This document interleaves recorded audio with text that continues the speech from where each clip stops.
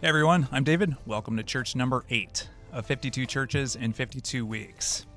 So as you can tell, this is going to be a little bit of a different video because today we're doing a collaboration with Ward Radio. So over here I got my good friend Cardon Ellis, and over here I got my good friend Luke Hanson. We decided let's do something a little bit different. One of the number one requests on the 52 churches in 52 weeks channel has been to try maybe a visit that is a little bit different, that kind of mixes in a couple other type of religions. So for this visit, we did the Self-Realization Fellowship just around LA, California. And this was quite a different experience. But before I get into that, for this round of 52 churches in 52 weeks, I'm really excited for this. We are doing a fundraiser for St. Jude Children's Hospital. Right now, we have an aim of $52,000. And already, we've raised a ton of money. So thank you very much for all the donations. What this fundraiser is going to be doing is it's going to be helping a lot of families, especially for children who are going through childhood cancer or any other type of catastrophic disease. So with any kind of donations, it helps with treatment, with family costs, for the lodging, for the gas, for the food. Anything helps. So if you want to help out with this third round of 52 churches in 52 weeks, don't support me, support St. Jude Children's Hospital. Always appreciate the help. So for this visit with the Self-Realization Fellowship, this was so unique. And usually before, I had heard from Cardon that this was going to be kind of like a mix between Jesus and yoga. Can you tell me more about that, Cardon?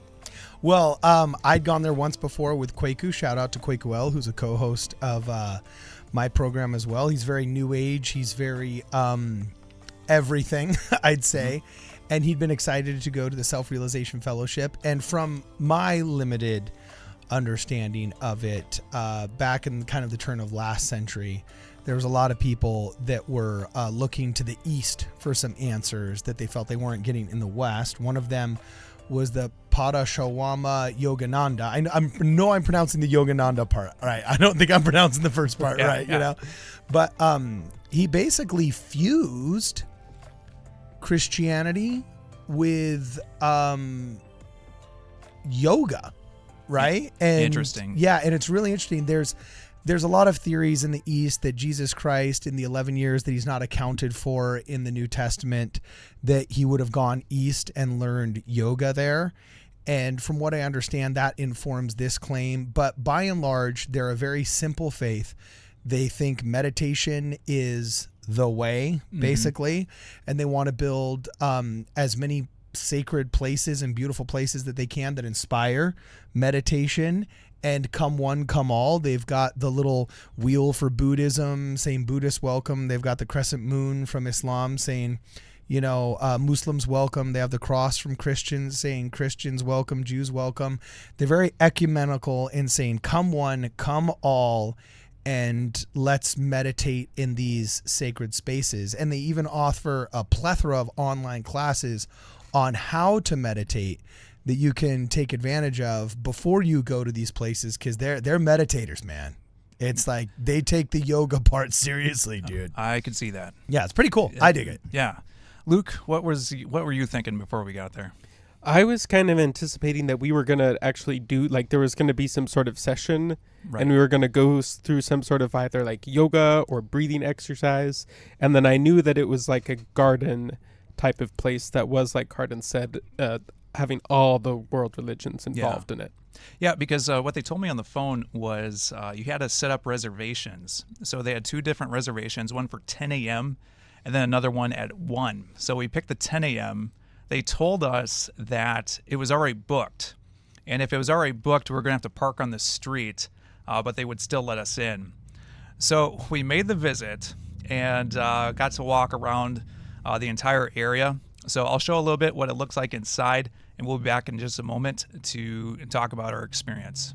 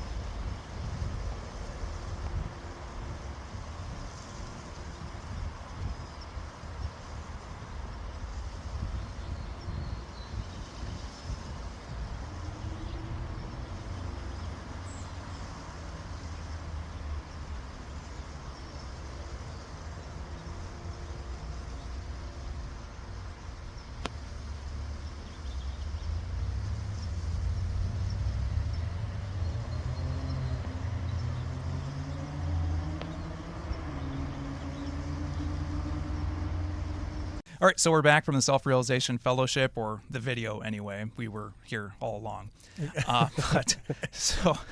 One of the interesting things with this visit is just the amount of just the scenery involved.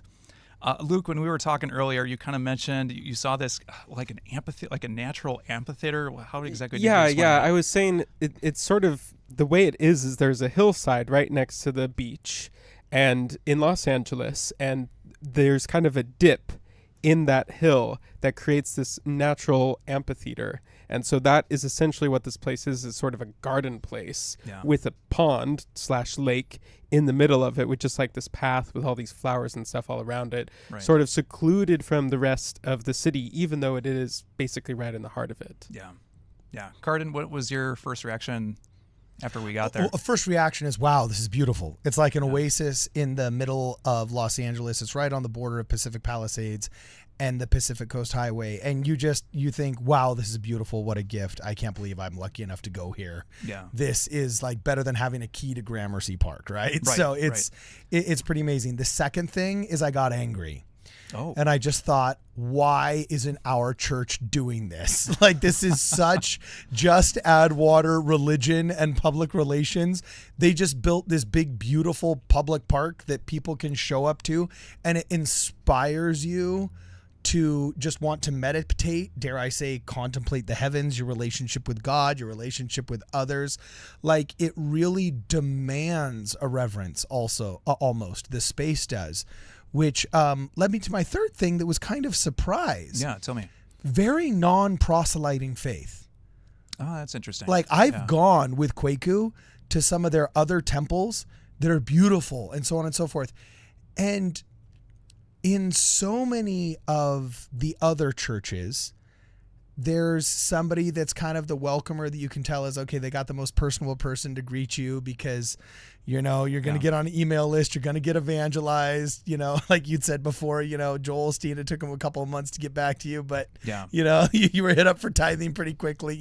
You're kind of used to there being a certain rigmarole that's expected of like signing in, getting to know the institution, getting a welcome packet, and so on and so forth, right? But almost none of that there. Yeah. You actually have to make an appointment and proactively go to them. And then once you proactively go to them, they're not proselyting, they're not reaching out. They're just providing a space, and he who finds out about it on his own and wants to come, make a reservation, you're welcome. They're lovely and they're beautiful people once you're there. They're extremely accommodating, but I've never seen a commercial. I've never seen a billboard. I've never had one of them knock my door. That traditional kind of proselyting that you think kind of comes inherent somewhat with Christianity was not, I didn't sense it, at least. Right. Because as soon as we pulled in, we were met at the very front by a gentleman, and just such a sweet man. Yeah, they're awesome. And then we walk in, and there's a lady at the front before we walk in, so she gave us some pamphlets. And obviously with the pamphlet, I haven't gone through that yet, but we walked in, and you could tell right away, this natural amphitheater. One thing that caught my eye right away, obviously the beauty of the entire area, because like we had just come, through this weird, crazy intersection trying to figure out with all the weird streets and Sunset Boulevard, the Pacific Coast Highway. Yeah, it was a mess. And then next thing you know, we're in this amazing, beautiful pond, natural kind of thing. And the thing that's struck out to me right away was just the nature, because there's no like worship music or anything like that, but it was like the nature was the worship music, if that makes sense. So when we walked in, one of the very first things that we saw was like this golden lotus archway. And then to the side was like, I think it was a Gandhi World Peace Memorial. Yeah, there's the Gandhi Memorial right in front of the lotus archway, yeah. Yeah, so I was very confused because, I'm thinking, okay, Jesus and yoga, Gandhi. So there was a like my brain was a little like, how is this coming together with all these different faiths? So we took a lot of different shots, just kind of looking at all the beautiful scenery. And then like there's a houseboat. Yeah. Like what's this houseboat doing here? along this path because we see all this scenery, we see ducks, we see swans. You missed the quote from Luke. What is that? Meaning the scripture, not me. Meaning the scripture. Sorry. Yeah, Yeah. exactly. Yeah. There's the Mahatma Gandhi Memorial. Then there's a quote from the Bhagavad Gita in the first waterfall. And then in the next waterfall. Did I miss that? Oh, yeah. There's a quote that says, like, he who learns to see me in everything will recognize me in anything and will achieve peace over all things, or something like that. It was a Bhagavad Gita quote. And so you're thinking, okay, cool, sweet. Yeah. I got the Sanskrit brothers here. I got, my Hindu brothers here, and so on and so forth. Yeah. Then you walk just another 100 yards or 10 yards down the pathway that they've lined with these beautiful wood chips that seem to soften your steps. Nobody really makes noise as they walk around. It is a very peaceful place. And then in the next little waterfall, there's a quote from the New Testament from Luke. You know what I'm saying? It's like, sweet, we got the Bhagavad Gita over here. We got the book of Luke and the New Testament here. This is awesome. Yeah, it was very, very different just to kind of see how this all kind of came together. Like I had been to the Baha'i temple, which is just outside Chicago, and that kind of brought together 9 different religions into one. So that was very different to see.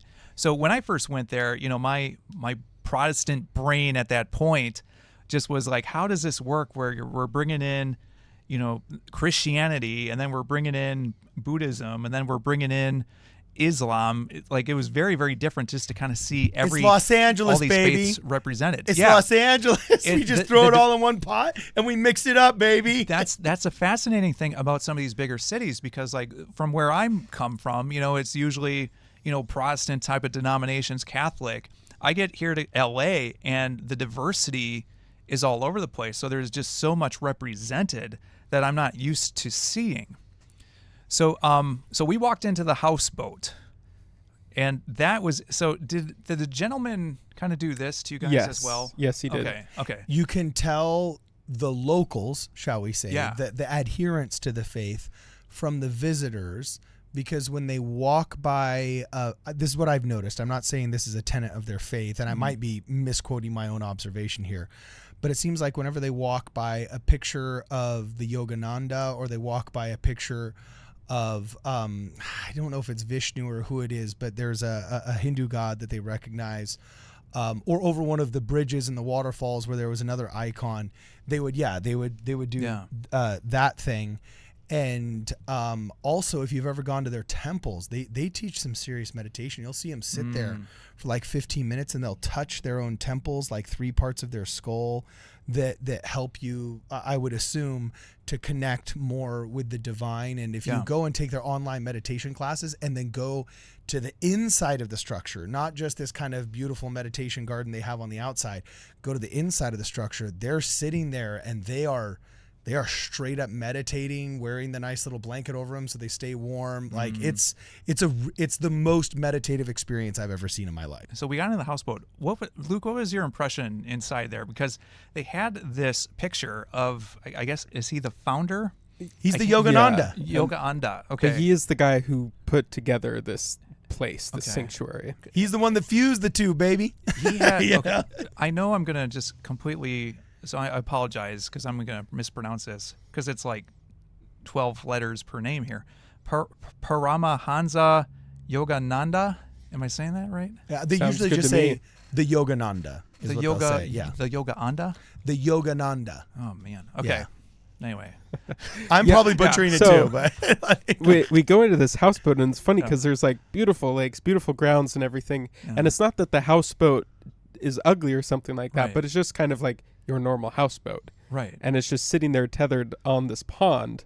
And you walk in, and the guy does the thing, and there's just sort of like this room in there that has chairs facing out towards the pond with this sort of panoramic windows going all the way around like that. Yeah. And you just sort of are supposed to sit there and meditate, but like you were saying, it has that picture of the Yogananda, sort of almost as if it wasn't like it was a shrine. It was basically just a table on it, but he still was the object that everybody was directed to while you're in like this prayer/meditation space. Yeah. And I just sat down. I don't know who this gentleman is, but it's like I just sat down, was respectful. I wasn't praying or anything like that, because that was interesting because that came later.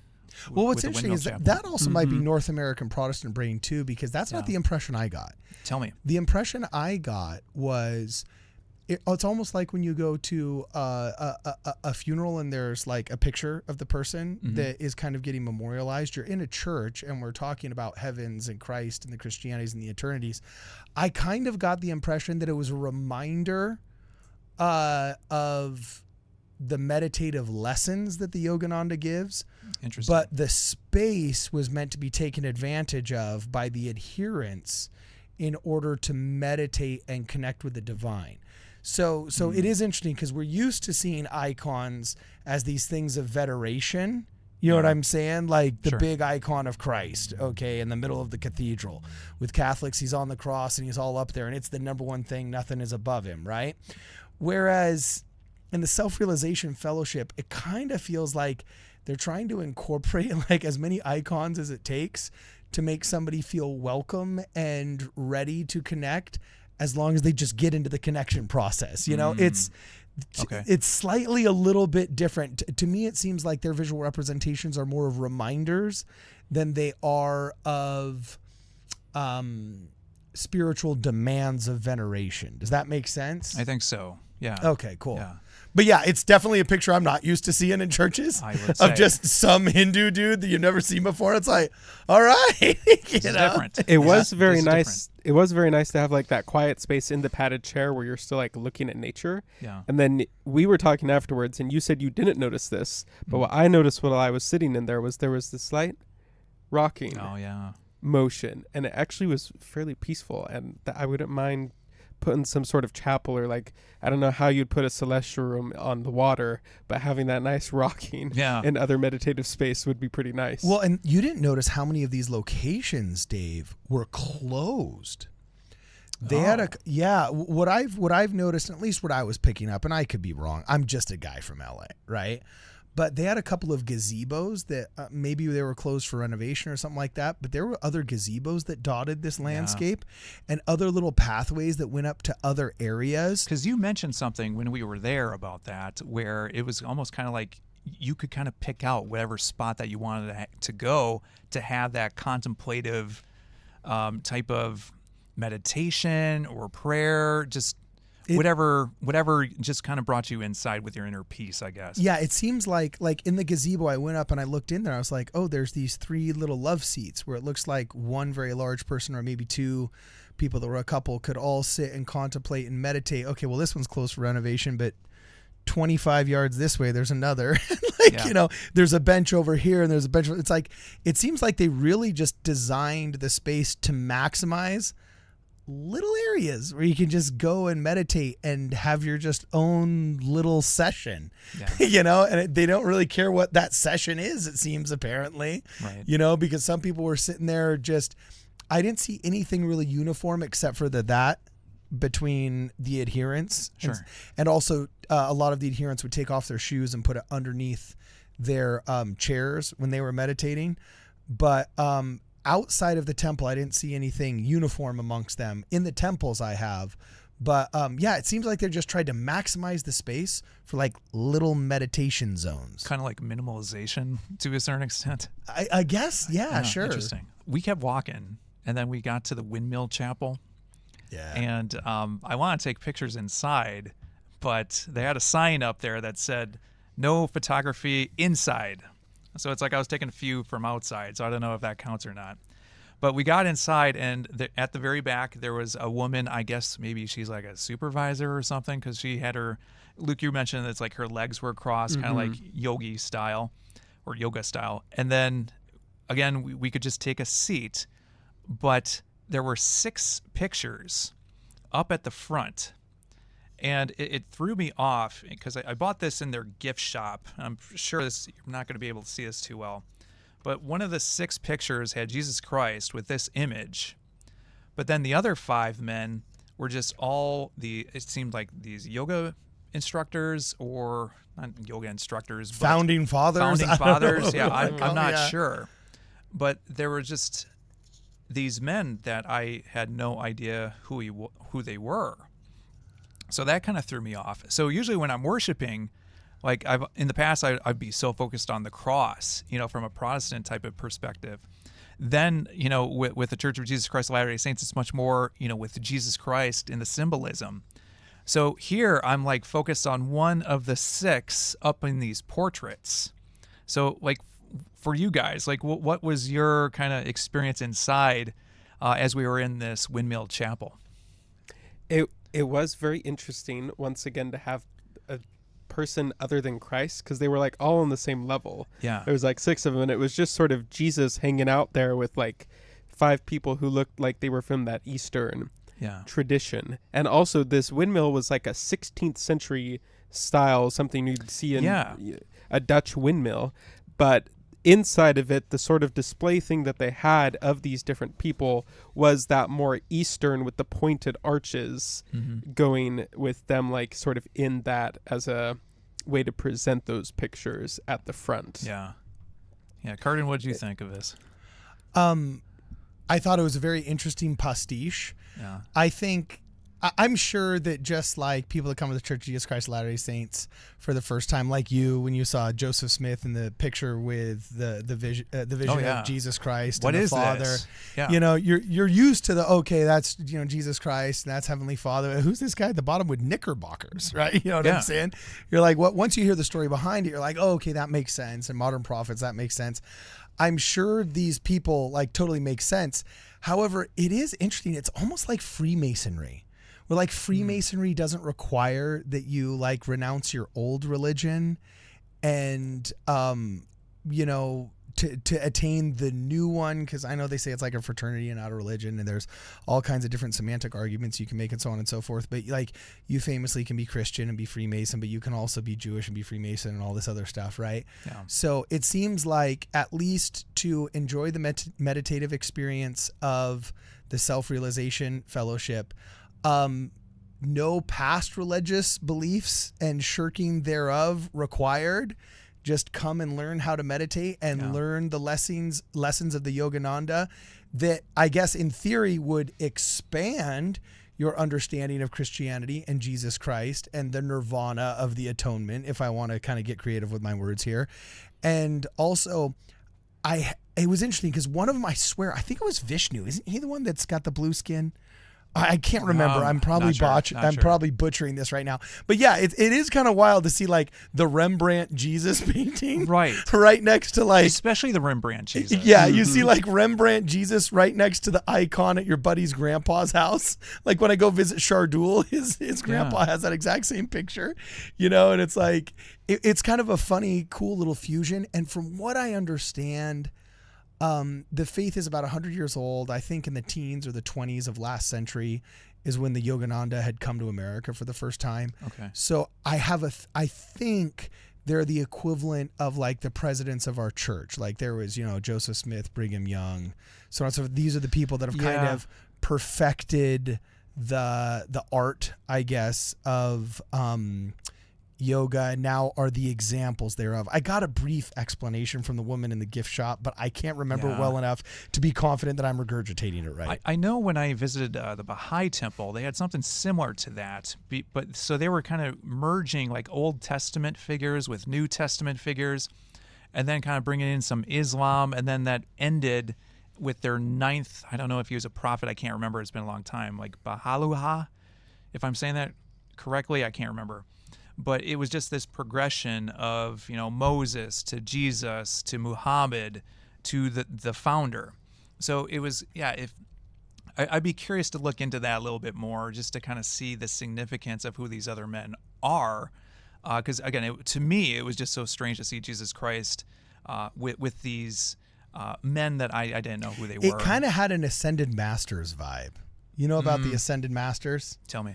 There's just some faith traditions that kind of believe that all great and wise men have truth and that they're ascended masters. And, Jesus kind of is Vishnu, kind of is Muhammad, kind of is Edgar Casey. Like, you know what I'm saying? They just recognize all these people as those that brought us closer to God and just take everything that you can that person, their teachings are great. They're wonderful. He is an ascended master, and we need to learn from all the ascended masters. Yeah. So I'm kind of just going off of the vibe here, which seemed very, very, very welcoming, very uninterested in getting theology right as much as getting meditation right. Yeah, trying to find that inner light, I guess. Yeah, exactly. To a certain extent. We got to the court of religions, I think, after that. So we saw all these different, I don't know, like these stones with all the different type of religions. It was almost like old school Steely, like ancient Steely. So, and then we went in the gift shop real briefly. So this was my big purchase, $1 thing. What did you get, Cardon? Oh, I got the book, The Science of Religion by the Paramahansa Yogananda. Okay. Which is pretty awesome. Okay, perfect. But yeah, that was pretty. The last thing that I noticed was Jesus Christ, the statue, like right by this waterfall, just kind of doing this all throughout the entire, almost like blessing this entire area, which I thought was interesting to see Jesus Christ doing for this whole natural amphitheater. It was just very different as we were walking out. But other than that, Luke, did you have any closing thoughts? Like, what did you think of this? I actually read like the first 2 paragraphs of the book that you bought, Cardon. Oh, okay. It wasn't even the first 2 paragraphs of the book. It was the first 2 paragraphs of the foreword to the book. Ooh. And it was talking about how this is like the most important book you'll ever read for like spiritual stuff. And the Yogananda is like the most important person to inhabit this mortal flesh or something like that. Yeah. And that's where it starts to kind of get like, well, yeah. I appreciate bringing religions together, and I'm big into doing that, and we're kind of trying to do that with Cardon, or we just yell at people who aren't very good at doing that on this show. Yeah. So I'm totally into that aspect, but when it starts to get to like diminishing the teachings of the faith in order to achieve that, the way I would put it is I can't see a person being a devout Christian while also being like an adherent of this temple or this sanctuary, though I appreciate their commitment to nature and providing those meditative and prayerful places. Yeah, I kind of felt the same way because I want to be respectful. For me, it was hard for me to kind of wrap my head around Jesus Christ next to these men that I just wasn't aware was interesting of. That when he was on the hill, that meant that of these different icons and pictures that they had, he was like the highest one above them all. I don't know if that was intentional or not, but it just was interesting that that's how it ended up working out. Yeah. Either that or else they're just really good at marketing. You know what I'm saying? Like, we got a lot of Christians around here. Just put the statue of Christ up there. All right, okay. You know, that's funny. You know, I tell you, I absolutely love the Self-Realization Fellowship. I think they got the perfect vibe. Yes, they're a different religion than Christianity, obviously, and they have their own, you know, sacred writings and books and so on and so forth. But if everybody could adopt the ecumenical vibe that we have and that they have in general, I think what an absolutely beautiful place this world would be. I wish there was Self-Realization Fellowship temples in every neighborhood, staffed by the lovely volunteers that I have met from the Self-Realization Fellowship. And it is such a fun and odd and lovely pastiche. Like, we literally did go just see a lotus, kind of like almost like a Muslim Saudi half dome, you know, mini temple that was overshadowing a Gandhi Memorial that was right next to a plaque with a quote from the Gospel of Luke on it, right next to just a meditation houseboat from, it looked like maybe the 40s, right? Yeah. Next to like a Dutch windmill, you know, like cabin that had been converted into a chapel that looked like it was out of, I don't know, the 20s or the 60s, something like that. It was a pastiche that was as eclectic as the city that it came from, and also the backgrounds that the adherents necessarily come to. And I got to tell you, as a member of the Church of Jesus Christ of Latter-day Saints, I think we drastically underestimate the power of meditation, and we do not take seriously the ponder part of search, ponder, and pray. It's an absolute shame that one of my friends went to Nauvoo to go to the church history tour, and she stopped in a diner that was about 20 minutes outside of town. And there was this beautiful little prayer book like this that was on the table, that was laminated, that had all the different prayers. There was the Catholic prayer over the food, the Lutheran prayer over the food, so on and so forth. Yeah. She got to the end and it said the Mormon prayer over the food. And you know what it said? It said, "Dear Heavenly Father, please bless this food that will nourish and strengthen our bodies. In the name of Jesus Christ, amen." So crappy, as have been our recitations. And so autopilot has been our prayer that I think it lacks. The average member really is more going through the motions than truly connecting with their Father in heaven. And I want to invite one of the yogis from the Self-Realization Fellowship to come and teach Elders Quorum when we do Search, Ponder, and Pray. Nobody searches the scriptures like the Jews do. Nobody ponders and meditates like the Self-Realization Fellowship. And I want to get some Zen Buddhists to teach us how to pray, because these people, they have some truth there that I wouldn't say we're lacking doctrinally, but we are definitely lacking culturally. And I love the Self-Realization Fellowship. I want to go back and I want them to come and teach us here. Yeah. To me, very tranquil. There was a lot of different things that I'm, still kind of pondering and introverting about. But overall, to me, one of my top requests has been to visit some other type of religions. And I think this was a step in the right direction for me to kind of have a little bit more understanding of some of this. And just, it was interesting just to see all these combined. And then it makes you wonder, because I've always focused just on Christian churches for the most part. Like what else is out there from other type of religions, and what can we understand and just have more unity overall? They did put their foot down on one thing, though. What's that? I noticed people were coming in and asking to feed the fish. They give away fish food. I saw that. Right? Yes. But you have to be a kid. Like I said, wait, there's fish food? Because they have these giant koi. I mean, they have koi as freaking big as I am, right? Yeah. And the swans, too. Oh, the swans. These swans are beautiful. Did they bring those in? Because I don't know. I don't think those are going to be on those beaches that were right outside. Yeah, no, it literally, it's like you're walking through a painting. And I was like, dude, I want to feed the fish. And the lady, they're all so nice. They're all the nicest people on the planet. But she's like, that's for children only. You know what I'm saying? She's like, do you have a child? And I was like, I'm bringing one next time. The only thing they ever put their foot down on was, you ain't feeding no fish. That's for the kids, brother. And I was like, all right, that's actually kind of cool. Yeah. Well, tell you what, we're going to wrap it up on that. Let us know what you think in the comments below. But until next time, hope you have a good one.